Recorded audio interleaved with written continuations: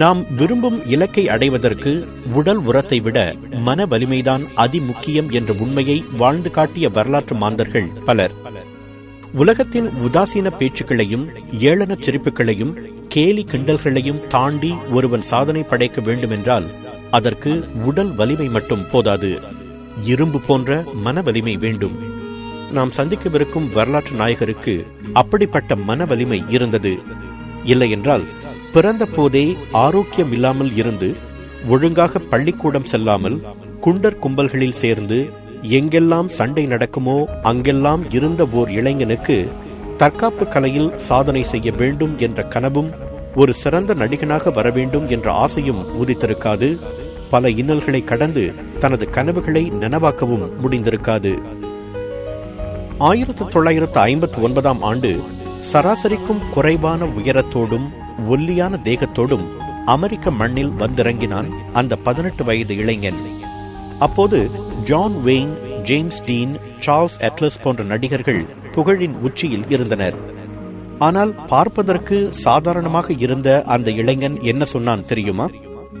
அந்த ஆக்ஷன் கதாநாயகர்களுக்கெல்லாம் நான் தான் மாற்று என்று துணிந்து சொன்னான். அப்போது அமெரிக்கர்கள் மட்டுமல்ல, அந்த இளைஞனின் சமூகம் கூட அவனை ஏளனமாக பார்த்தது. ஆனால் ஏளனங்களை ஏணிப்படிகளாக்கி அடுத்த 14 ஆண்டுகளில் வெற்றி கொடி நாட்டி சினிமா என்ற வாகனத்தின் மூலம் தற்காப்பு கலைக்கு உலகளாவிய அங்கீகாரம் பெற்று தந்தார் அந்த தற்காப்பு கலை வல்லுநர், திரைப்பட நடிகர். அவரது பெயர் புரூஸ் லீ. 1940 ஆண்டு நவம்பர் 27 அமெரிக்காவின் சான் பிரான்சிஸ்கோ மாநிலத்தில் பிறந்தார் புரூஸ் லீ. பிறந்த போது அவருக்கு இடப்பட்ட பெயர் லீ யுவான் காம். அவரது தந்தை லீ ஹாய் ஒரு சீனர், தாயார் கிரேஸ் ஐரோப்பியர். சிறு வயதில் ஹாங்காங்கில் வாழ்ந்தது புரூஸ் லீயின் குடும்பம். அங்கே பெரும்பாலான பையன்கள் தெருக்களில்தான் பொழுதை கழிப்பார்கள். அப்படி நிறைய நேரத்தை கழித்த புரூஸ் லீக்கு சண்டை போடுவதில் இருந்த ஆர்வம் படிப்பில் இல்லை. மேலும் சுமார் 20 சீன படங்களில் குழந்தை நட்சத்திரமாக தோன்றும் வாய்ப்பு அவருக்கு கிடைத்தது. சண்டையையும் சினிமாவையும் எடுத்துக்கொண்டு பள்ளியையும் பாடத்தையும் ஒதுக்கினார் புரூஸ் லீ. இயற்கையாகவே நன்றாக சண்டை போடும் திறமை அவருக்கு இருந்ததால் ஒரு கும்பலுக்கு தலைவனாகவும் இருந்தார். தந்தையோ புரூஸ் லீ நன்கு படித்து தொழில் செய்ய வேண்டும் என்று விரும்பினார். ஆனால் சண்டை போட்டு எல்லோரையும் வெற்றி கொள்ள வேண்டும் என்பதிலே குறியாக இருந்தார் புரூஸ் லீ. சில முறை பெரிய குண்டர்களிடம் மோதி தோல்வியும் கண்டிருக்கிறார். அப்போதுதான் ஒரு நல்ல தற்காப்பு கலையை கற்றுக்கொள்ள வேண்டும் என்ற ஆசை அவருக்கு எழுந்தது. தன் தந்தையிடமே குங்ஃபு என்ற பாரம்பரிய சீன தற்காப்பு கலையின் சில கூறுகளை கற்றுக்கொண்டார். அடிக்கடி அடிதடிகளில் ஈடுபட்டதால் அவரது கொட்டத்தை பொறுத்து கொள்ள முடியாத பெற்றோர் அவரிடம் $100 கொடுத்து அமெரிக்காவில் போய் எப்படியாவது பிழைத்துக்கொள் என்று கப்பலேற்றி விட்டனர். அப்போதுதான் 18 வயது இளைஞனாக அமெரிக்கா வந்து சேர்ந்தார் புரூஸ் லீ. சியாட்டலில் இருந்த ஒரு நண்பரின் சீன உணவக விடுதியில் தங்கிக் கொண்டு தற்காப்பு கலையை கற்றுக் கொடுக்க தொடங்கினார். அந்த விடுதியில் வேலையும் பார்த்தார். அவரது எண்ணம், செயல் எல்லாம் குங்ஃபு என்ற தற்காப்பு கலையை சுற்றியே இருந்தது. மேற்கத்திய மல்யுத்தம், ஜூடோ, கராத்தே, குத்துச்சண்டை ஆகியவற்றையும் கற்றுக்கொண்டு சில புதிய பாணி அசைவுகளையும் சேர்த்து அவர் சொந்தமாக ஒரு தற்காப்பு கலையை உருவாக்கினார். அதற்கு ஜீட் குண்டோ என்று பெயரிட்டார். அவரிடம் தற்காப்பு கலையை கற்றுக்கொள்ள வந்த லிண்டா என்ற பெண்ணை மணந்து கொண்டார் புரூஸ் லீ. 20 படங்களில் குழந்தை நட்சத்திரமாக நடித்த அவருக்கு ஹாலிவுட்டில் கதாநாயகனாக நடிக்க வேண்டும் என்ற ஆசையும் இருந்தது. ஆனால் ஹாலிவுட் அவரை ஏறெடுத்தும் பார்க்கவில்லை. சோர்ந்து போன புரூஸ் லீ ஹாங்காங் திரும்பினார். The Big Boss, Fist of Fury என்ற 2 படங்களில் அவர் நடித்தார். அதில் அவர் பம்பரம் போல் சுழன்று சுழன்று காட்டிய வித்தைகளும் சாகசங்களும் ஆசிய சினிமா பிரியர்களை அசத்தின. ஆனால் ஆசியாவை அசத்திய அந்த படங்கள் ஹாலிவுட்டின் கடைக்கண் பார்வையை கூட பெற தவறின. அதை பற்றி கவலைப்படாத புரூஸ் லீ 1972 ஆண்டில் The Return of the Dragon என்ற படத்தை சொந்தமாக தயாரித்தார். சினிமாவின் மந்திரங்களை ஓரளவுக்கு புரிந்து கொண்டிருந்த அவர் திரைக்கதையை தானே எழுதி படத்தை இயக்கவும் செய்தார். பொதுவாகவே சண்டை காட்சிகளில் ஸ்டண்ட் நடிகர்களை வைத்துத்தான் படம் எடுப்பது வழக்கம். ஆனால் புரூஸ் லீயோ கேமரா வித்தைகள் இல்லாமல் அதிவேகமாக அதே நேரத்தில் தத்ரூபமாக சண்டை போடக்கூடிய திறமைசாலி என்பதை அந்த படம் அமெரிக்கர்களுக்கு உணர்த்தியது. அதுவரை ஆசிய இளையர்கள் மட்டும் புரூஸ்லியின் விசிறிகளாக இருந்தனர்.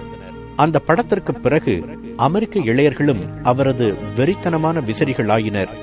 அந்த படம் தந்த வெற்றி களிப்பில் கேம் ஆஃப் டெத் என்ற தனது அடுத்த படத்துக்கான வேலையை ஆரம்பித்தார் புரூஸ்லி. அவரது பிரபலத்தையும் வசீகரத்தையும் உணர்ந்து கொண்ட ஹாலிவுட் தயாரிப்பாளர்கள் ஓடோடி வந்து தங்களுக்காக படம் எடுக்க வேண்டினர். ஹாலிவுட்டில் நடிக்க வேண்டும் என்பதை வாழ்நாள் லட்சியமாக கொண்டவராயிற்றே அவர். உடனே தனது சொந்த படத்தை தள்ளி போட்டுவிட்டு ஹாலிவுட்டுக்காக என்டர் த டிராகன் என்ற படத்தை எடுக்க தொடங்கினார். அசுர வேகத்தில் நடைபெற்ற படப்பிடிப்பு, ரீ ரெக்கார்டிங், எடிட்டிங் வேலைகள் அனைத்தும் 2 மாதங்களில் முடிவடைந்தன. அந்த படம் திரைக்கு வர 3 வாரங்களே இருந்தபோது எதிர்பாராத ஓர் அசம்பாவிதம் நிகழ்ந்தது.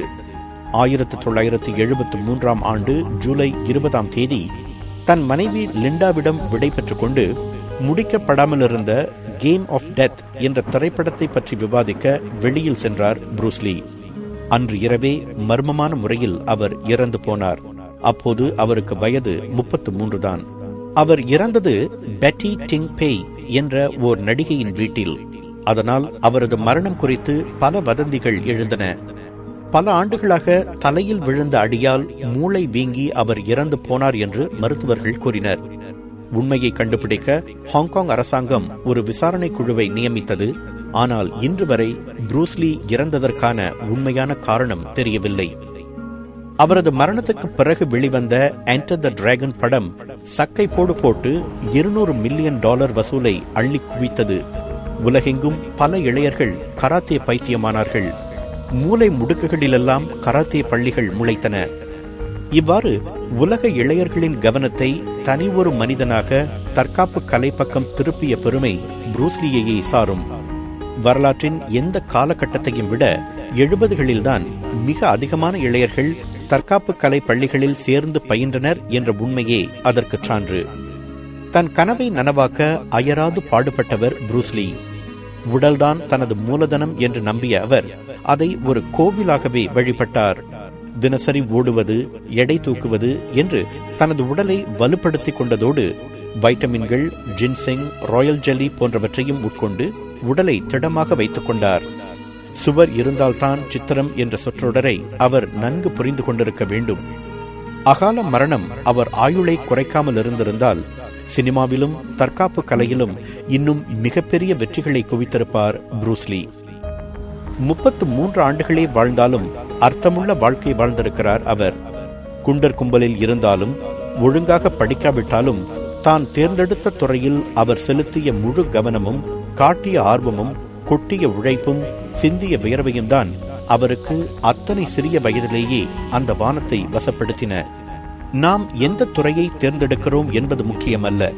தேர்ந்தெடுத்த பிறகு அந்த துறைக்கு முழு கவனம், ஆர்வம், உழைப்பு, வியர்வை ஆகியவற்றை தருகிறோமா என்பதுதான் முக்கியம். அவ்வாறு தந்தால் எந்த வானம் வசப்படாமல் போகும்?